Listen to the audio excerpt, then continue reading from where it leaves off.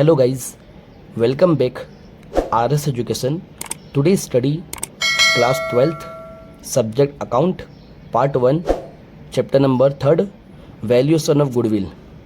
Guys आज के इस वीडियो में हम लोग चैप्टर नंबर 3 के सारे कंसेप्ट देखेंगे कि गुडविल क्या होता है, गुडविल में कौन कौन सी थ्योरी आती है गाइस, ठीक है, और इसमें कौन कौन सी मेथड आती है, वो सारे कंसेप्ट हम आज की इस वीडियो में देखेंगे गाइस. चलिए स्टार्ट करते हैं गाइस. तो guys first of all goodwill क्या होता है गाइस. तो गुडविल है हमारी रेपुटेशन गाइस. ठीक, गुडविल क्या है, हमारी रेपुटेशन. ठीक है, अगर हमारा जो बिजनेस है काफ़ी टाइम से चल रहा है, जैसे कि फॉर एग्जांपल 10 इयर्स या 12 इयर्स या 15 इयर्स चल रहा है गाइस, ठीक है, और फिर हमें इन फ्यूचर हमें हमारा बिजनेस को बंद करना है गाइस, तो हमारी जितनी भी एसेट होगी, ठीक है, जैसे कि फर्नीचर हुआ, कोई भी टेबल्स हुआ, जो भी हमारा चीज़ होती है गाइस, ठीक है, छोटे मोटे टूल्स, वो सब तो जब हम बंद करेंगे तो बिकेंगे, सेल हो जाते गाइस, उसके पैसे तो मिलेंगे. बट जब हम हमारे बिजनेस को बंद करते गाइस तो हमें एक चीज़ के और पैसे मिलते हैं. अगर हमारा बिज़नेस फेमस है गाइस, जो 10 साल से 15 साल से हम चला रहे, तो अगर हमारा बिज़नेस फेमस है गाइस, ठीक है, कोई भी इलाके में, कोई भी स्टेट में या कोई भी कंट्री में गाइस, ठीक है, हमारा फेमस है बिज़नेस, तो हमारे बिज़नेस का भी हमारा जो नाम होता है, ब्रांड, उसके भी हमें पैसे मिलते हैं गाइस. उसी को हम क्या बोलते हैं, गुडविल गाइस. ठीक, चलिए स्टार्ट करते हैं गाइस. अब हम इंट्रोडक्शन गाइस. तो in practical reconstruction of partnership form as per the circumstances. जैसे कि जब हम रिकंस्ट्रक्शन करते हैं, रिकंस्ट्रक्शन मतलब जब कोई भी चीज़ को हम तोड़ते हैं फिर बनाते हैं, उसको रिकंस्ट्रक्शन बोलते हैं. बट अकाउंट में ऐसा नहीं है गाइस. रिकंस्ट्रक्शन मतलब क्या है, जैसे कि हमको किसी भी रेशियो चेंज करना है, कुछ हमारे को गुडविल की वैल्यू फाइंड करना है या कुछ गुडविल की नई वैल्यू निकालना है, उसको हम रिकंस्ट्रक्शन बोलते हैं गाइस. हमारी नवी एसेट, हमारी नवी लाइबिलिटी गाइस, उसको हम रिकंस्ट्रक्शन बोलते हैं गाइस. ठीक है ना. Assets and liabilities are revalued. तो हमारी जो एसेट्स है और लाइबिलिटी है उसकी रीवैल्यू निकालना, नवी वैल्यू निकालना guys, at the time of the reconstruction of the partnership. Issue of valuation of goodwill is taken place with revaluation of asset and liabilities. उसी में भी हमारी गुडविल आती है गाइस. गुडविल की भी हमें रीवैल्यूएशन करना पड़ता है, वैल्यू नहीं फाइंड करना पड़ता है गाइस. इन दिस चैप्टर, और चैप्टर में हम we will study about goodwill and its several aspects. हम लोग इस चैप्टर में हम लोग गुडविल की वैल्यू किस तरह से फाइंड करते हैं उसे हम देखेंगे guys. Firm has 2 types of asset. हमारे फर्म में, हमारे बिजनेस में 2 टाइप के एसेट होते हैं गाइस. एक नॉन करंट एसेट्स और दूसरे करंट एसेट गाइस. ठीक है ना.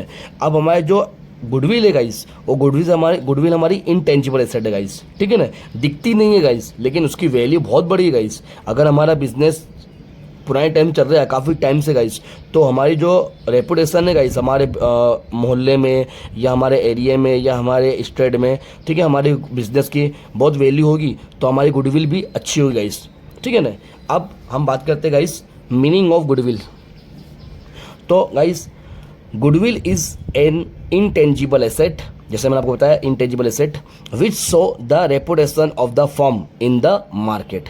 देखिए गाइस, हमारे मार्केट में रेपुटेशन अच्छी होती है अगर हमारी गुडविल अच्छी है तो गाइस. ठीक है ना.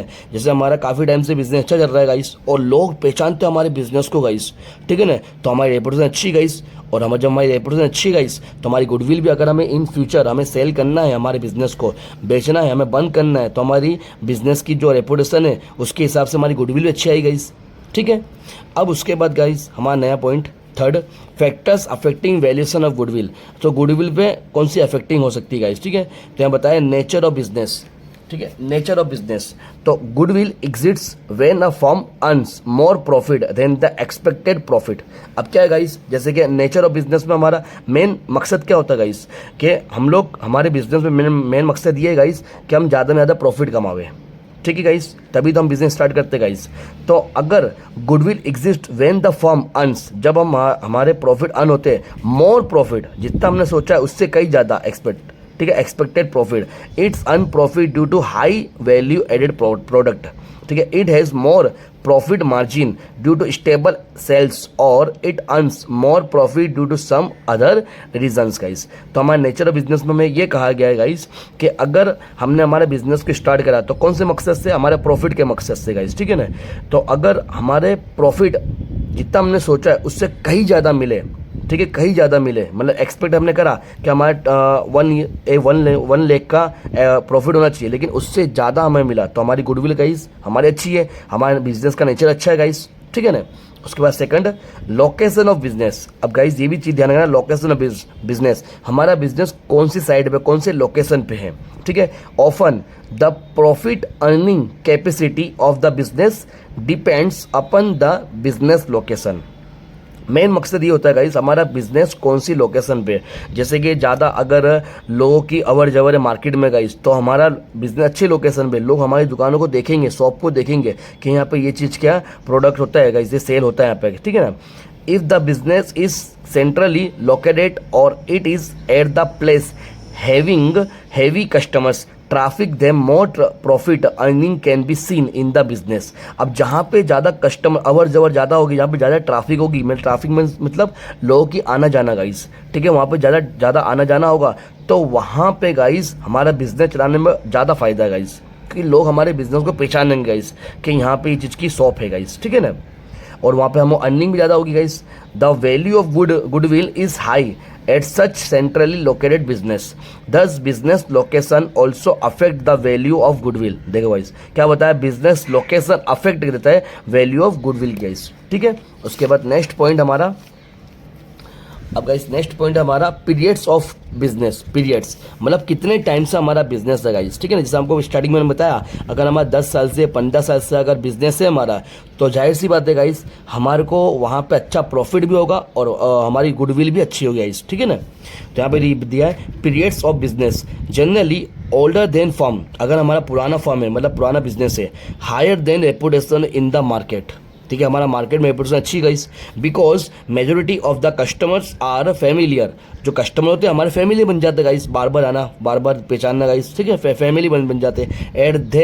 And they have very close and long term relations, और वो काफ़ी क्लोज हो जाता है हमारे से और लॉन्ग टर्म रिलेशन हो जाता है गाइस, ठीक है ना। With that particular business unit consequently the value of such business is bound to be high. Thus the period of business also has an impact on the value of goodwill, और इस पर भी impact होती है goodwill guys, क्योंकि अगर customer होंगे और कस्टमर से अगर हमारा अच्छा रिलेशन है गाइस, तो जाहिर सी बात है एक कस्टमर दूसरे कस्टमर को बुला के लाएगा और इसकी वजह से हमारा बिजनेस और ग्रोथ होगा गाइस, ठीक है ना। उसके बाद fourth point guys, market situation. अब मार्केट सिचुएशन क्या है गाइस, ठीक है ना। द मोनोपोली कंडीशन और limited competition enables the concern firm earn to high profit, ठीक है। जैसे कि हमने देखा मार्केट में ज़्यादा मोनोपोली होती है गाइस, ठीक है ना, किस तरह से कंपटीशन बहुत ज़्यादा है गाइस, ठीक है ना, और हमको किस तरह से हमारे बिजनेस चलाना है वो हमारे अंदर ऐसी स्किल होनी चाहिए गाइस, ठीक है ना। Therefore, the value of goodwill is high in such business. Thus, the value of goodwill also depend on the situation of business in the market है। तो मार्केट में हमारी कितनी वैल्यू है गाइस गुडविल की, उस तरह से हमें मार्केट सिचुएशन पता चलती है गाइस, ठीक है ना। इफिशियंसी ऑफ मैनेजर्स, ठीक है। अब मैनेजर क्या एफिशिएंसी गाइस, तो the efficient management of the business increase the productivity and decrease is the cost of the firm. देखो गाइस ध्यान रखना, मेन यहाँ बताया मैनेजर का काफ़ी ज़्यादा रोल होता है गाइस। अगर हमने मैनेजमेंट अच्छा करेंगे गाइस, मैनेजमेंट अच्छा रखेंगे, ठीक है, तो ज़्यादा कस्टमर इंक्रीज होंगे गाइस वहाँ पे, और कस्टमर इंक्रीज होंगे गाइस तो वहाँ प्रॉफिट ही मिलेगा गाइस, ठीक है ना। तो मैनेजमेंट काफ़ी इंपॉर्टेंट होता है guys, which increase the value of goodwill, और अगर प्रॉफिट अच्छा होगा तो उसकी वजह से हमारी गुडविल भी अच्छी होगी गाइस, ठीक है ना, क्योंकि कस्टमर ज़्यादा आएंगे guys. Other special benefits. Goodwill exists when the company enjoy special benefits and the overall profitability increase. For example, if a company can acquire license, patent और ट्रेडमार्क, अगर कोई कंपनी एक्वायर करती है लाइसेंस, पेटेंट, ट्रेडमार्क और earn more profit और has been earning more profit, it is valued of having higher goodwill उसकी होगी guys, ठीक है ना। कोई एक्वायरिंग करती है लाइसेंस, पेटेंट, ट्रेडमार्क, ठीक है, इस तरह से लोगो जो होते हैं लाइसेंस, ठीक है, जैसे कि GST बिल होती है, तो इस तरह से अगर ये हायर करती है मतलब ये एक्वायर करती है गाइस, तो उसकी गुडविल उसकी प्रॉफिट अच्छी होती है गाइस, ठीक है ना। तो ये गाइस हमारे अफेक्टिंग थे गुडविल के, ये भी बाई चांस हमारे थियरी में आ सकते हैं गाइस, एग्जाम पूछा सकते हैं गाइस। 6 पॉइंट है और 6 के 6 आपको लिखना है गाइस, ठीक है ना। उसके बाद था guys necessity for goodwill valuation, मतलब हमें किस टाइप को गुडविल को क्यों वैल्यू फाइंड करते हैं गाइस, ठीक है, किस नेसेसिटी क्या है उसकी गुडविल वैल्यूशन की। तो देखो गाइस ध्यान देना, normally the need for valuation of goodwill arises at the time of the sales of business in the context of company. The need of valuation of goodwill arises at the time of amalgamations and the absorptions in the context of the partnership firm.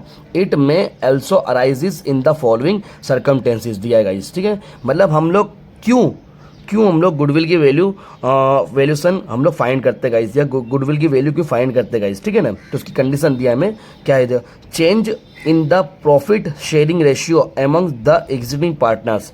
देखो guys, अब जब हमें जो partner है, मान के जो अगर 3 पार्टनर या 5 पार्टनर है, उनकी अगर हमें प्रॉफिट रेशियो चेंज करना हो तब हमें गुडविल की वैल्यू फाइंड करना पड़ती है गाइस, ठीक है ना। और दूसरी condition admission of new partner, अगर हमें नए पार्टनर को एडमिशन करना है तब हमें गुडविल की वैल्यू फाइंड करनी पड़ती है।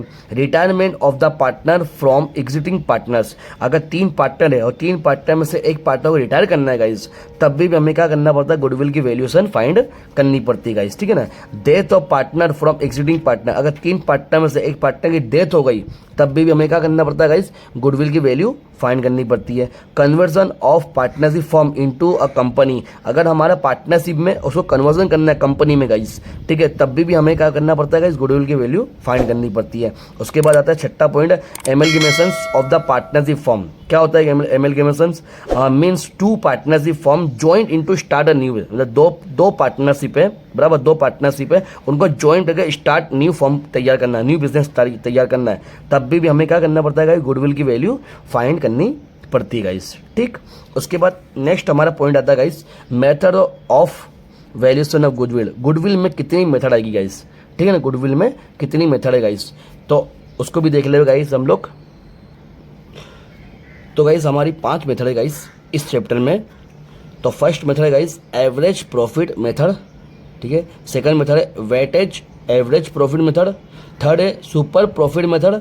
Fourth capitalisation of profit method. और फिफ्थ है guys super profit capitalisation method, ठीक है गाइस। ये हमारी 5 मेथड है, ये 5 मेथड हमने सम में अप्लाई करना है गाइस। किस तरह से इसको अप्लाई करेंगे वो हम आपको नेक्स्ट वीडियो में गाइस बताऊंगा, ठीक है। ये 5 मेथड आपको तैयारी कर डालना है guys. Average profit method, second है weightage average profit method, third है सुपर प्रॉफिट मेथड, फोर्थ है कैपिटलाइजेशन ऑफ प्रॉफिट मेथड, और फिफ्थ है guys super profit capitalisation method guys, ठीक है।